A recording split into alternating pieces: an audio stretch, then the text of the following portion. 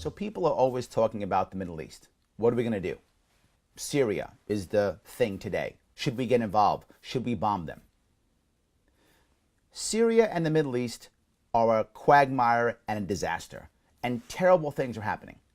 So what should we do? We should walk away. Now I know what I hear every time. Larry, we can't walk away. There's tragedy. People are dying. Yeah, they're dying now. They'll die if we get involved. They'll die if we don't get involved. It doesn't matter. We can't stop the death. What we can do is not make it worse. If we get involved, we will lengthen the time of this war and more people will die, including Americans. They'll not just die, they'll be broken. They'll come back to our country broken and the VA system will discard them and ignore them. This is what always happens. What we haven't understood is countries like Syria, Iraq, they have to have their own civil wars. They have to have their own revolution. They have to find democracy when they're ready to find it. They have to find it in the way that they need to find it. We had a revolution. We had a civil war. They should too. Canada became a country without war. We became a country with war. Both are the right answer, and the Middle East must find their answers also. We should walk away. It is the moral and the ethical thing to do. But Larry, we've got to stop the fighting. Children are being killed. Here's the problem. When we get involved, either side now gets pumped up.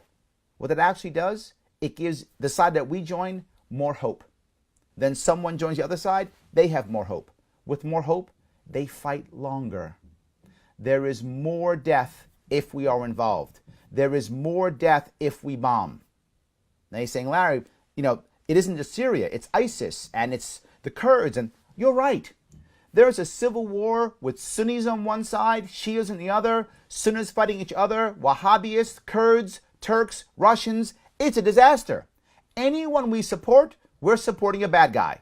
Anyone we bomb, we're supporting a bad guy. No matter what we do, there's a lot of bad guys that we're going to wind up supporting. So how about none of them? They will figure this out on their own.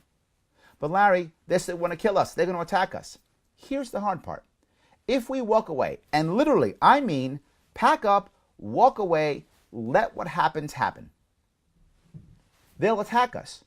They probably will. That's true.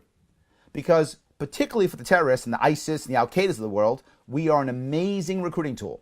The more people we bomb, the more terrorists we make. So we fill their ranks as we attack them. So if we leave, that's a gap. They have a problem. They'll probably attack us and hope to drag us right back in. And if we're silly, we'll go back in. But if we're smart and if we're savvy, we won't.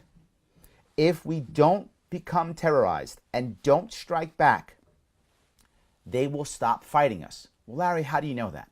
The IRA and Sinn Féin. When the British stopped being terrorized by the IRA, here comes Sinn Féin.